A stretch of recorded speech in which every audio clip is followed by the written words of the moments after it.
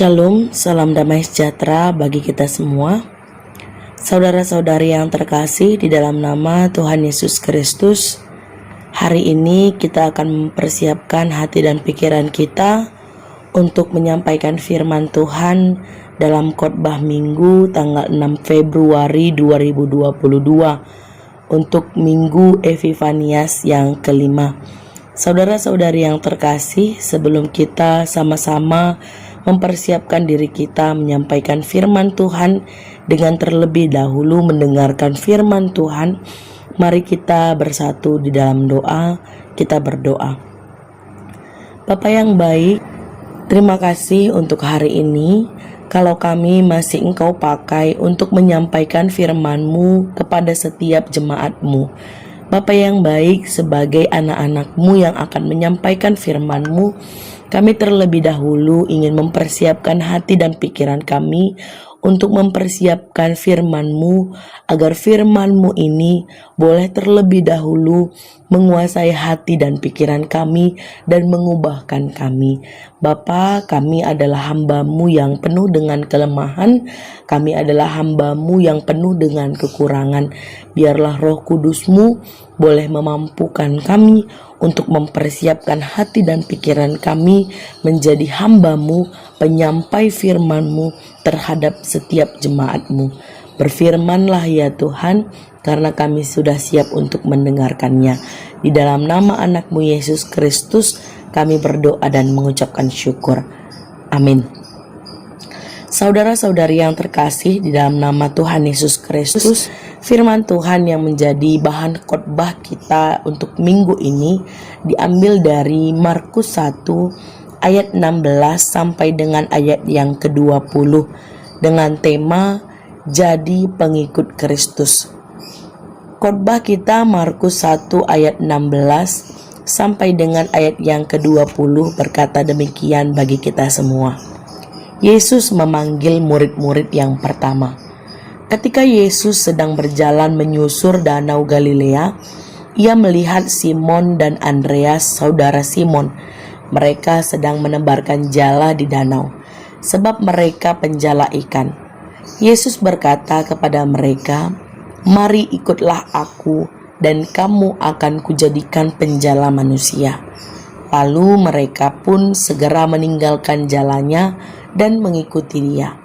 Dan setelah Yesus meneruskan perjalanannya sedikit lagi, dilihatnya Yakobus, anak Zebedeus, dan Yohanes saudaranya sedang membereskan jala di dalam perahu. Yesus segera memanggil mereka, dan mereka meninggalkan ayahnya Zebedeus di dalam perahu bersama-sama orang-orang upahannya, lalu mengikuti Dia. Amin. Sedemikian jauh firman Tuhan yang jadi bahan khotbah kita untuk minggu tanggal 6 Februari ini. Saudara-saudari yang terkasih di dalam nama Tuhan Yesus Kristus, Tuhan memanggil manusia untuk mengikutinya. Namun panggilan Tuhan ini tidak semua direspon dengan cara yang sama oleh semua orang. Ada sebagian orang mendengarkan panggilan itu lalu segera mengikuti Dia. Ada juga sebagian orang yang mendengarkan panggilan itu namun kemudian menolak panggilan itu dan tidak percaya kepada Allah. Saudara-saudari yang terkasih, renungan hari ini berbicara tentang bagaimana Yesus sedang memanggil murid-muridnya yang pertama. Tuhan Yesus tidak memanggil orang-orang dari golongan alim ulama atau golongan orang-orang Farisi.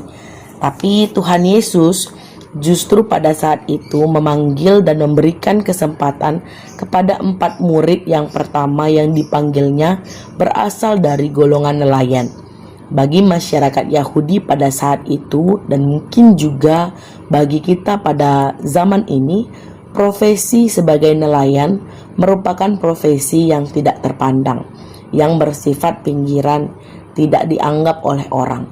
Bayangkan jika ada gereja yang memiliki jemaat mayoritas nelayan dan ada gereja yang memiliki mayoritas pengusaha. Manakah yang kita anggap sebagai gereja yang sukses? Gereja yang mayoritas nelayan atau gereja yang mayoritas pengusaha? Jawaban itu ada dalam diri kita masing-masing.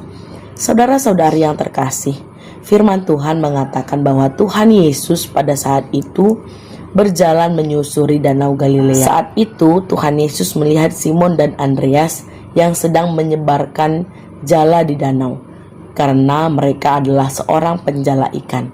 Lalu Tuhan Yesus mengucapkan kalimat yang cukup sederhana.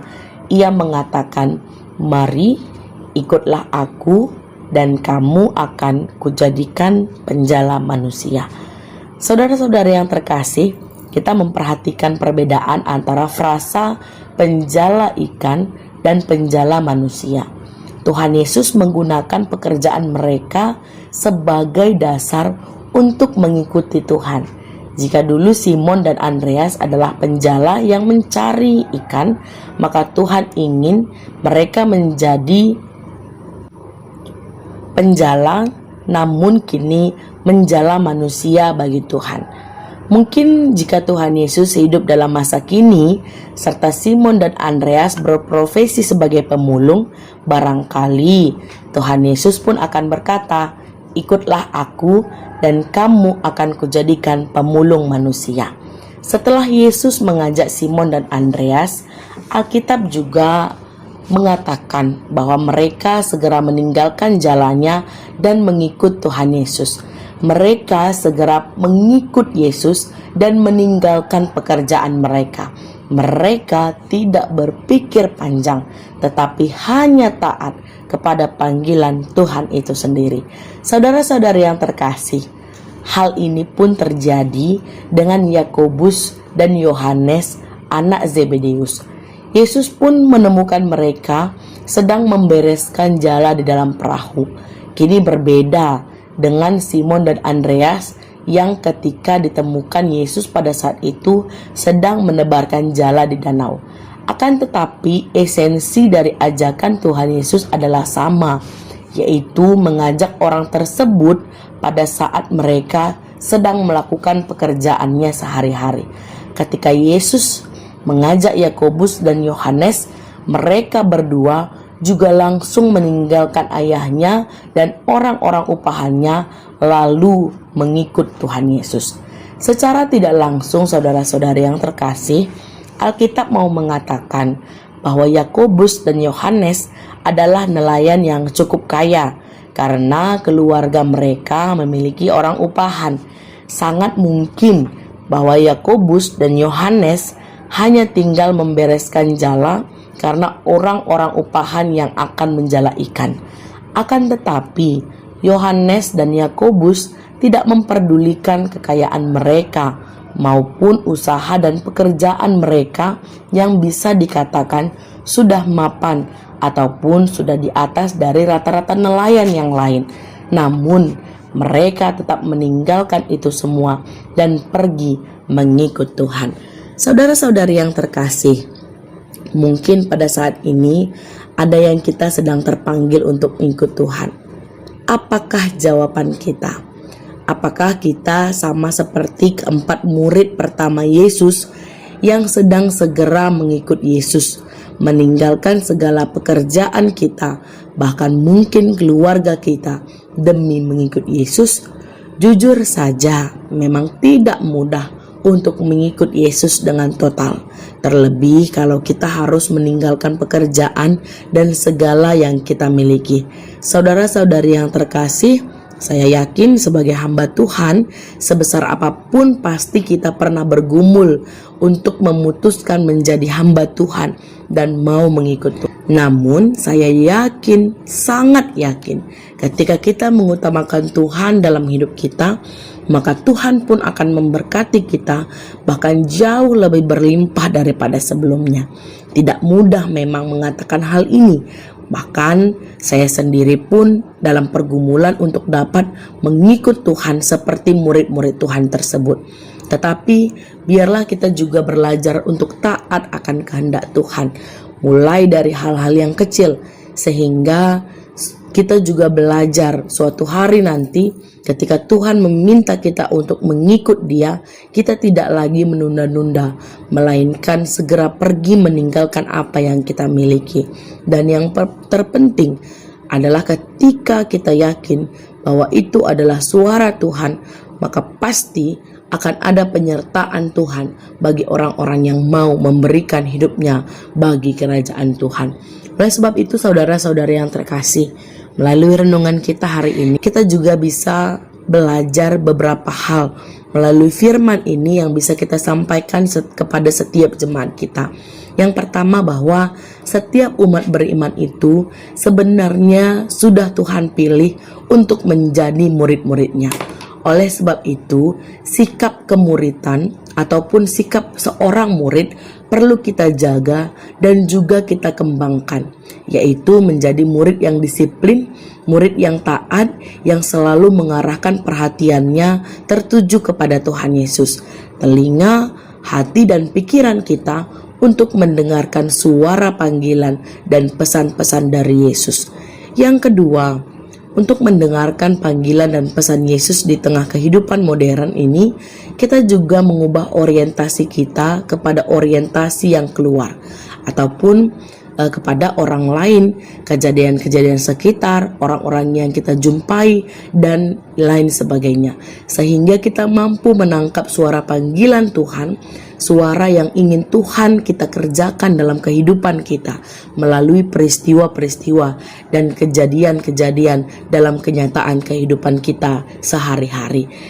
Karena ketika seorang murid hanya mendengarkan kepentingan pribadi, kehidupan pribadi, maka suara Tuhan akan semakin kecil dan kita semakin enggan untuk melakukan pekerjaan Tuhan. Yang ketiga, jawaban kita sebagai umat beriman dapat merujuk kepada teladan Simon, Andreas, Yakobus, dan Yohanes.